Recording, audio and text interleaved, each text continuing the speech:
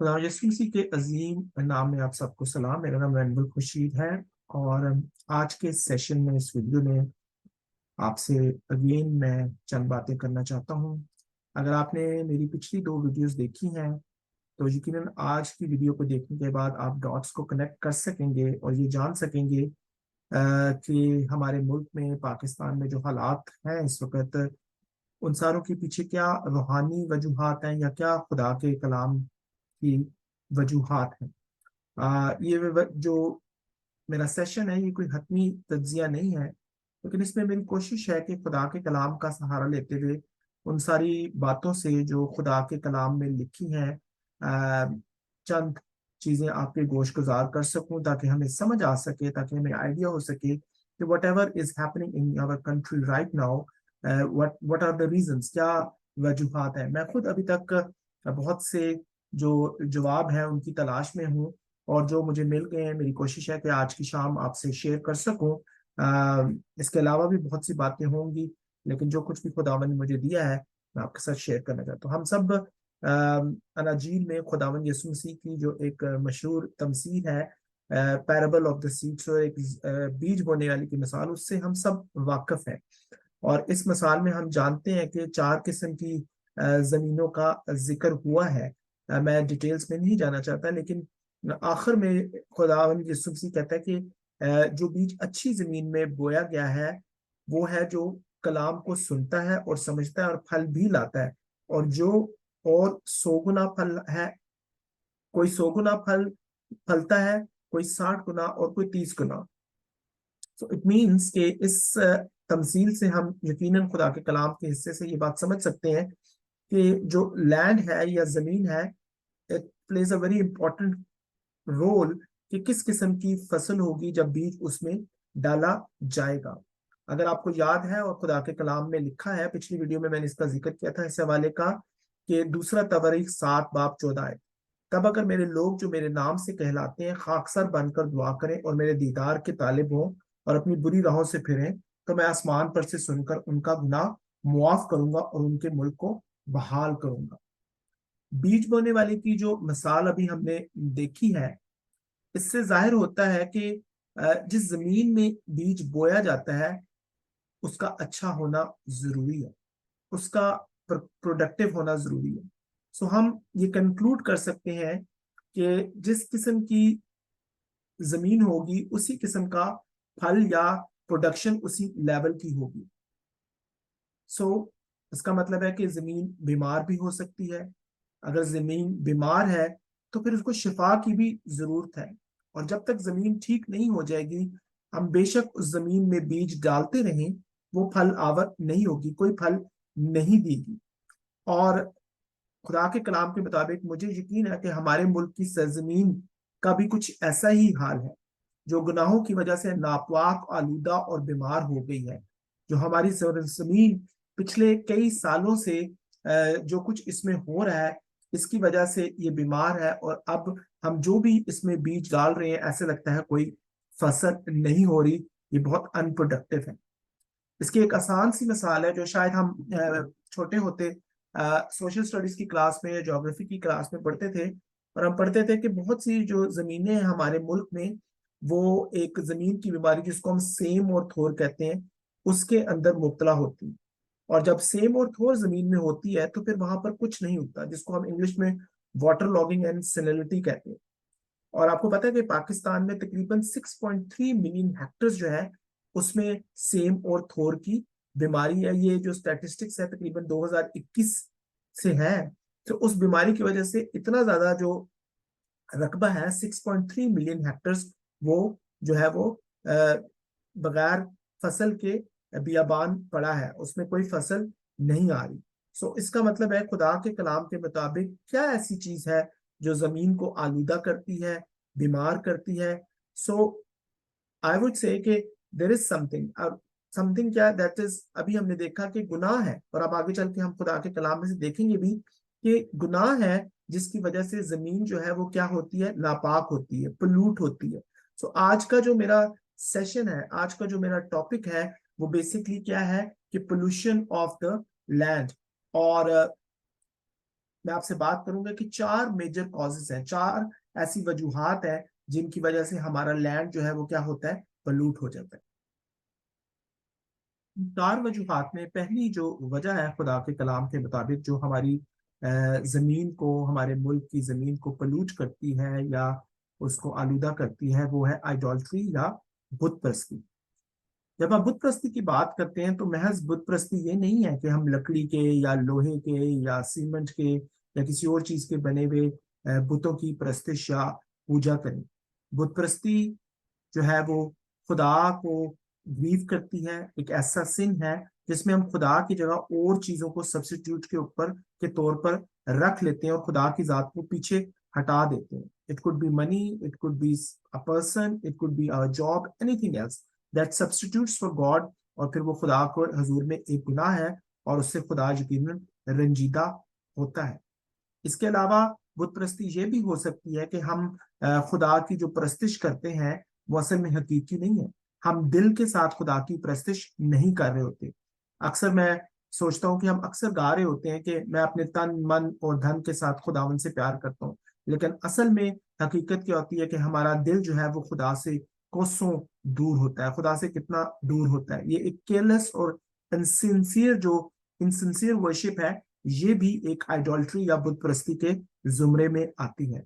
इसके अलावा हम बाइबल में से ये देख सकते हैं कि फरीसी जो थे वो ऐसे लगता था कि वो खुदा के काम के लिए खड़े हैं, खुदा के काम की बढ़ोतरी के लिए खड़े हैं, लेकिन असल में वो खुदा के काम में रुकावट डाल रहे थे। सो ये भी एक किस्म की बुत परस्ती है। और हम कलीसिया में, चर्च की हिस्ट्री में भी देख सकते हैं कि बहुत सी मिसालें हमें ऐसी नजर आती हैं कि जहाँ चर्च लीडर समझते हैं या खुदा के लोग समझते हैं कि वो खुदा के काम की के लिए खड़े हैं, खुदा के काम की अफजाइश के लिए खड़े हैं, लेकिन असल में वो खुदा के कलाम में रुकावट डाल रहे होते हैं। खरूज 20 बाप उसकी 30 आयत में लिखा है, मेरे हजूर तू गैर मबूदों को ना मानना। सो हमें जो पहला रीजन नजर आता है जिसकी वजह से हमारा लैंड पलूट होता है, वो हम खुदा के हजूर जो है वो गैर मबूदों को जब मानना शुरू करते हैं, बुत परस्ती करना शुरू करते हैं। कुछ ऐसी चीजें हैं जो आपके सामने रखना चाहता हूँ जो मेरे ख्याल में एक मॉडर्न फॉर्म ऑफ बुत परस्ती है, मॉडर्न फॉर्म ऑफ आइडोल्ट्री है।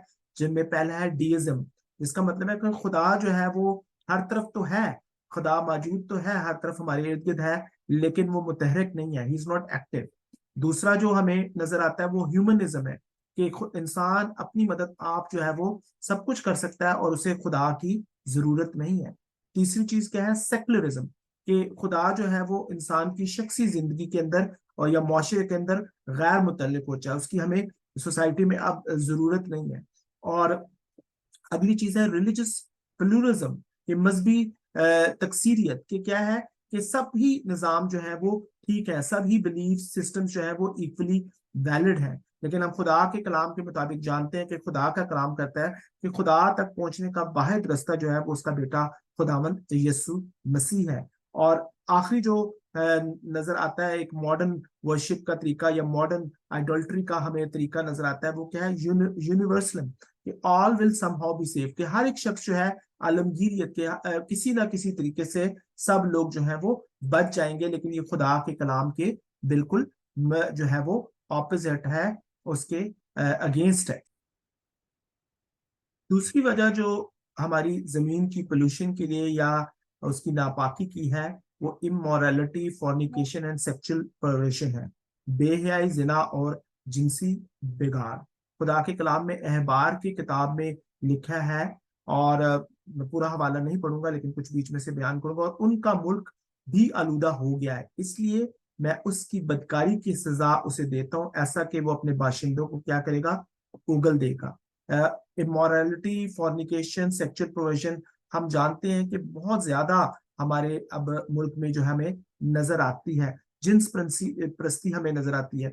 और मुझे इसकी डिटेल में जाने की जरूरत नहीं है, हम अगर एक दफा सोशल मीडिया को देखना शुरू कर दें, जो वीडियोस उस पर चल रही हैं, जो डिफरेंट हमें फिल्में देखने को मिल रही हैं, और डिफरेंट किस्म के जो हमारे इर्द गिर्द माहौल है जिसमें हमारे लोग फंस रहे हैं, हमें नजर आ रहा है कि ये जो गुनाह है बहुत ज्यादा हमारे मुल्क में बढ़ गया है, और इसकी वजह से हमारा मुल्क जो है, हमारी जमीन जो है वो यकीनन पलूट हो गई है। और अब हमें जरूरत है कि हमें किस तरह से इसको अपने मुल्क को इस पोल्यूशन से जो है वो निकालना है। तो तीसरी वजह हमें खुदा के कलाम में नजर आती है जमीन की आलूदगी या पोल्यूशन की, वो खून रेजी या ब्लडशेड है। गिनती की किताब उसकी 35वां बाब उसकी 33 आयत में लिखा है, सो तुम इस मुल्क को जहां तुम रहोगे नापाक ना करना, क्योंकि खून मुल्क को नापाक कर देता है। और उस मुल्क के लिए जिसमें मैं बहा खून बहाया जाए, सो स्वा कत्ल के खून के और किसी चीज का कफारा नहीं लिया जा सकता। सो हम देख सकते हैं खुदा के कलाम में से कि जहाँ जब खून रेजी होती है मुल्क में, जब खून बहाया जाता है, तो इसकी वजह से मुल्क जो है वो क्या होता है, आलूदा हो जाता है। Bloodshed is the third reason. और खुदा का कलाम वाजिया कर रहा है कि खून रेजी जो है वो मुल्क को क्या करती है, आलूदा करती है, मुल्क को पलूट करती है। और खून रेजी महज ये नहीं है कि कत्ल, बल्कि इसमें तशद्दुद है, जिसमें डिफरेंट किस्म की अबॉर्शन है, जिसमें नस्ल कशी है, जेनोसाइड है, नस्ली सफाई है, और यहाँ तक कि ऐसे हादसात भी शामिल हैं जिनमें मुजरमाना गफलत जो है वो शामिल होती है। मिसाल के तौर पे अगर किसी कंपनी ने या गवर्नमेंट ने कोई पुल बनाया है, और अगर वो पुल टूट जाता है और उसके नतीजे में बहुत से लोग जो है वो हलाक हो जाते हैं, तो ये भी खूनरेजी में शामिल है, क्योंकि ये मुजरमाना गफलत की वजह से हुआ है। अगर कोई ऐसी ट्रांसपोर्ट है, ऐसी कोई ट्रेन है, किश्ती है, जिसमें लोग हलाक हो जाते हैं हादसे में, तब भी ये सब कुछ जो है वो खूनरेजी में आता है। और मेरे ख्याल में हम यहाँ तक भी कह सकते हैं कि अगर कुछ बेगुनाह लोग जो है वो पुलिस की कस्टडी में या इंसाफ के हसूल को हासिल करते करते मर जाते हैं, तो ये भी एक मुजरमाना गफलत है, और ये भी एक ब्लडशेड में या खूनरेजी में आता है। और खुदा के कलाम के मुताबिक हम जानते हैं कि जो मॉफी है या क्लेंजिंग है वो ऑटोमेटिक नहीं है, बल्कि हमें इसके लिए तौबा करने की जरूरत है। और खुदा के कलाम के मुताबिक जो कलीसिया है, जो चर्च है, उसके पास ही ये अथॉरिटी है कि वो खुदा की हजूरी में जाकर क्या कर सके, माफी मांग सके। और हम पुराने अहद में देखते हैं जो मूसवी शरीयत है, उसमें हम देखते हैं कि जब कोई शख्स कत्ल करता था, तो फिर उसको खून बहा जो था वो किसी ना किसी कुर्बानी या सेक्रीफाइस या जानवरों की कुर्बानी या बैल या बछड़े की कुर्बानी के वसीले से उसे देना पड़ता था, तभी उसकी खलासी होती थी। चौथी वजह जो हमारे मुल्क में आलूदगी की है, वो ब्रोकन कॉवेनेंट्स हैं, कि वो ऐसे अहद जो हम तोड़ देते हैं। आपको पता है हमारा खुदा जो है वो एक अहद रखने वाला खुदा है, as a covenant forming God. वो अपने कॉवेनेंट्स को जो है वो क्या करता है, ही कीप्स हिज कॉवेनेंट्स। सो यकीनन ही हमारे लिए बात सरप्राइज की नहीं होनी चाहिए कि जब हम कहें कि कॉवेनेंट्स को तोड़ने के जरिए, अहद को तोड़ने के जरिए हम अपने मुल्क को क्या करते हैं, आलूदा करते हैं, हम अपने मुल्क की जमीन को आलूदा करते हैं। और खुदा जो है वो उसने हमसे बहुत से अहद अपने कलाम के मुताबिक बनाए हैं, और फिर वो अपने अहदों को सीरियस रखता है। और इसी तरह वो ये भी चाहता है कि इंसान होते हुए भी हम जो डिफरेंट अहद करते हैं आपस में या उसके तहत, हम उसको उनको सीरियसली लें और उनको तोड़े तोड़े ना। और क्योंकि जब हम तोड़ेंगे तो फिर उसके नतीजे में क्या होगा कि हमारा जो मुल्क है, हमारी जो जमीन है, वो पलूट होगी, आलूदा होगी, और उसमें गुनाह आएगा। एक सिंपल सी अहद है। अगर मैं अपने दोस्त से ये वादा करता हूँ कि कल मैं आकर किसी चीज में उसकी मदद करूंगा, उसके घर को बनाने में, उसके घर की सफाई में या किसी और चीज में, खुदा की नजर में ये अहद है, बेशक छोटा सा है, but it is a promise जो मैंने की है। और अगर कल मैं नहीं आता तो मैं ये प्रॉमिस तोड़ता हूँ, और मुझे अपने दोस्त से माफी मांगने की जरूरत है। खुदा के साथ हमारे बहुत से अहद हैं, जैसे सबत का अहद है। खुदा ने कहा था सबत को क्या करना, पाक मानना। हमें इंसानों के साथ बहुत से अहद बांटते हैं, जिसमें सबसे बड़ा एक अहद क्या है, शादी का बंधन है, एक मैरिज का कॉवेनेंट है। और हम अच्छी तरह जानते हैं कि हमारे मुल्क में खुदा के लोग भी अब मैरिज के कॉवेनेंट के का क्या हश्र कर रहे हैं, और इसको किस तरह से तोड़ा जा रहा है। बैनुल अक़वामी जो अहद है, जो हम दूसरे मुल्कों के साथ करते हैं, अमन के ताल्लुक से, असलहा को कम करने के ताल्लुक से, जब इन कॉवेनेंट्स को भी हम तोड़ते हैं, तो यकीनन खुदा का गजब हमारे मुल्क में और हमारी जमीन पर क्या होता है, नाजुल होता है। इसके अलावा बिजनेस कॉवेनेंट्स है, जो बिजनेस के कॉन्ट्रैक्ट्स हैं। फॉर एग्जाम्पल, अगर हमने IMF के साथ मुआहिदा किया है, वर्ल्ड बैंक के साथ मुआहिदा किया है, और अगर हम उसको तोड़ देते हैं, तो it is actually breaking a covenant. So जब हम अहद करते हैं तो अहद करने से पहले, कॉवेनेंट करने से पहले, ख्वाह वो बिजनेस का है, पर्सनल है, हमें इस चीज के बारे में श्योर होना चाहिए, हमें इसके बारे में जानना चाहिए कि ये जो अहद कर रहे हैं खुदा इसको सीरियस लेता है, और हम इसको तोड़ेंगे तो इसके रिप्रिकॉशंस होंगे। सो अहद करते हुए सोच लें कि क्या हम इसको निभा नहीं सकते। ऐसे बहुत से कॉवेनेंट्स हैं जो गवर्नमेंट भी अपने लोगों से और अवाम से करती है, और जिसमें सबसे बड़ा अहद जिसके बारे में मैं सोचता हूँ वो क्या है, हमारा आइन है। क्योंकि एक आइन एक ऐसा कॉवेनेंट, एक ऐसा अहद है जो जो राया है, जो मुल्क के लोग हैं उनको मुख्तलिफ ऐसी राइट्स देता है, जैसे राइट टू लाइफ है, राइट टू एजुकेशन है, राइट टू प्रोटेक्शन है, एंड अदर अदर राइट्स है।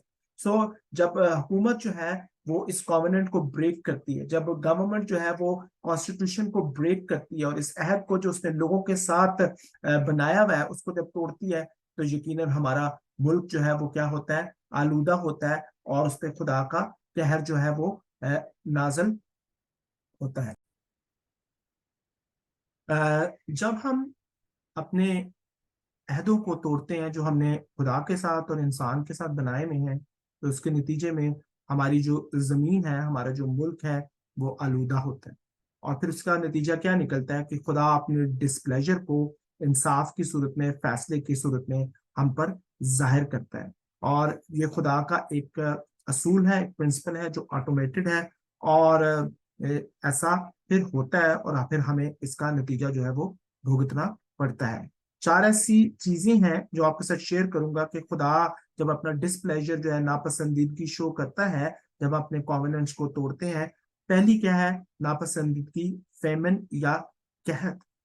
और खाली हम ये ना सोचें कि कहत या फैमन खाली जो है खाने पीने की चीजों की कमी हो जाएगी तो यही फैमन है और ये खुदा का डिस्प्लेजर शो करने का तरीका है।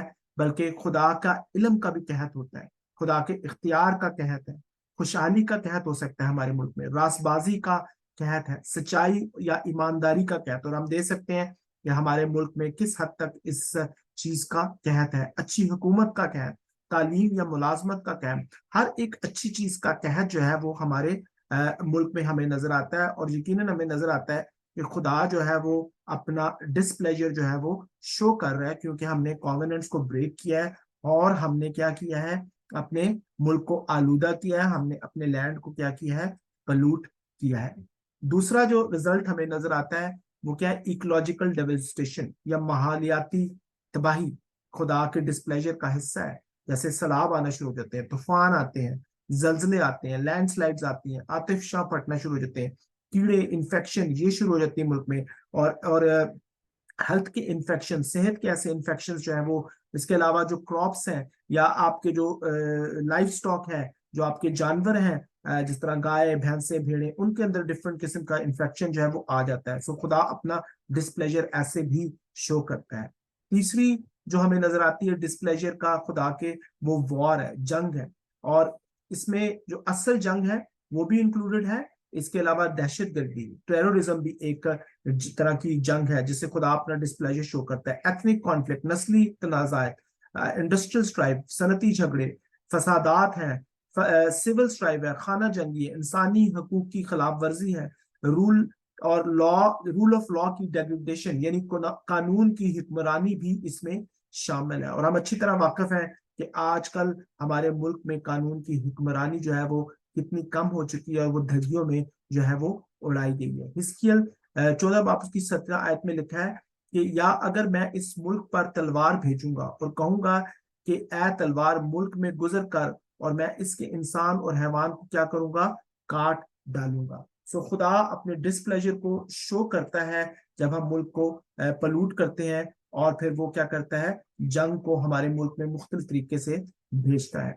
जो आखिरी जजमेंट है, खुदा की आखिरी फैसला है, वो क्या है कि डिजीज, बीमारी जो है वो जो आपकी पॉपुलेशन है उसको लगना शुरू होती है। इस्तिश्ना की किताब उसका 28वां बाब उसकी 21वीं आयत में लिखा है, खुदावंद ऐसा करेगा कि वो वाबवा तुझसे लिपटी रहेगी जब तक कि वो तुझको इस मुल्क से जिस पर कब्जा करने को तू वहां जा रहा है फना ना कर सके।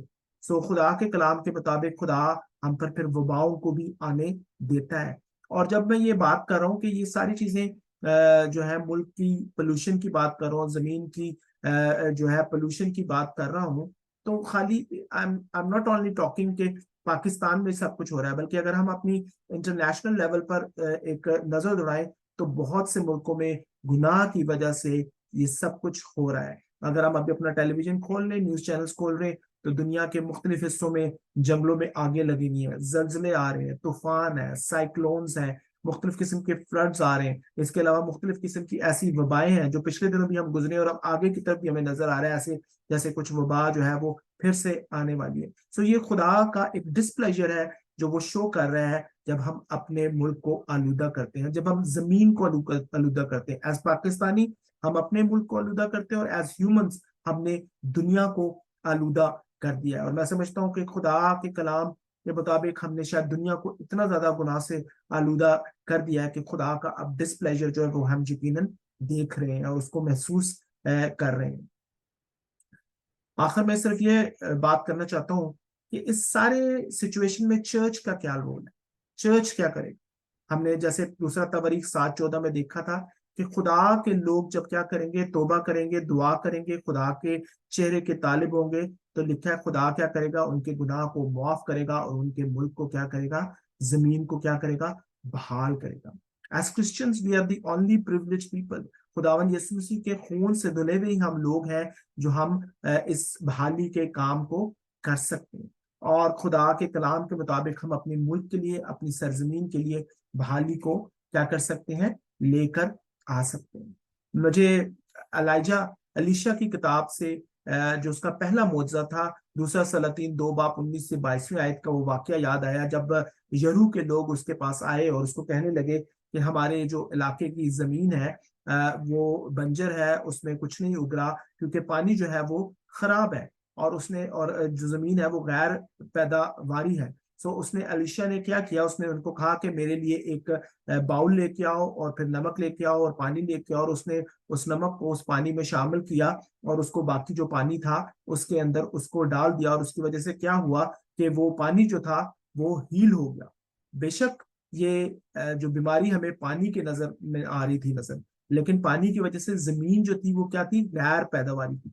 सो जस्ट वांटेड टू कंक्लूड कि एक ये कि जमीन जो है वो गैर पैदावारी हो सकती है और उसके पीछे बहुत सी वजूहत हो सकती है। और आज हमने जो वजह देखी वो क्या थी कि जो पोल्यूशन है, जो आलूदगी है, जो ब्लड शेड है और मुख्तलिफ इस किस्म के गुनाह हैं जो हमारी जमीन को क्या करते हैं, पलूट करते हैं, गैर पैदावारी कर देते हैं, उसको बंजर कर देते हैं। और उसमें हम जो कुछ भी फिर बोने की कोशिश करते हैं, फिर क्या होता है उसके नतीजे में वो चीज जो जमीन है फल नहीं देती है। सिर्फ चर्च के पास ये राइट है कि वो इन सारी चीजों को ठीक कर सकती है। और मैं ये सोचता हूँ कि अलीशा ने क्या किया था, उसने पानी के अंदर क्या किया था, नमक मिलाया था। और जब नमक मिलाकर उसने उस जगह पर डाला, उस बाकी पानी में डाला, तो उसके नतीजे में क्या हुआ, पानी हील हो गया। खुदा के कलाम में लिखा है कि कलीसिया क्या है, तुम दुनिया के क्या हो, नूर हो और क्या हो, नमक हो। So as a church we are the salt. और सॉल्ट जब पोर किया जाएगा इस मुल्क की जमीन पर, पाकिस्तान की जमीन पे, जिसको हमने हमने आलूदा किया और हमारे साथ बाकी लोगों ने भी आलूदा किया है, तो मेरा ईमान है कि पाकिस्तान की सरजमीन दोबारा से हील हो जाएगी और जो हालात हमारे मुल्क में बने हैं वो तब्दील होना शुरू हो जाएंगे। यस, मुझे पता है कितने सालों से लोग कोशिश कर रहे हैं, शायद गवर्नमेंट भी कोशिश कर रही है, एनजीओ कोशिश कर रहे हैं, चर्च कोशिश कर रहे हैं, सब लोग कोशिश कर रहे हैं किसी तरह हालात बेहतर हो जाए। पर हालात कैसे बेहतर हो जब हमने जमीन को ही आलूदा कर दिया है, जब तक हम जमीन को हील नहीं करेंगे। सो जो कुछ भी इसमें हम बोएंगे, जितने भी हम रिसोर्सेज उसमें डालेंगे, जो कुछ भी अच्छी चीजें करने की कोशिश करेंगे, फल अच्छा नहीं आएगा। शायद 10% आ जाए, 2% आ जाए, लेकिन 100%, 80% फल नहीं आएगा, क्योंकि जमीन जो है वो आलूदा है। जमीन को ठीक करना किसका काम है, चर्च का काम है। चर्च जो कि सॉल्ट है, और जब सॉल्ट जो है वो अपने आंसुओं के साथ इस जमीन में बोएगा, तो मेरा ईमान है कि खुदा हमारी जमीन को ना सिर्फ हील करेगा, इसके अंदर 100% पैदावार लाएगा, और फिर ना सिर्फ हम अपने लोगों को, अपने मुल्क के लोगों को बचा सकेंगे, बल्कि इस मुल्क को खुदावन के जलाल के लिए क्या कर सकेंगे, जीत सकेंगे और तैयार कर सकेंगे। खुदावन आप सबको बरकत दे। Thank you much. God bless you.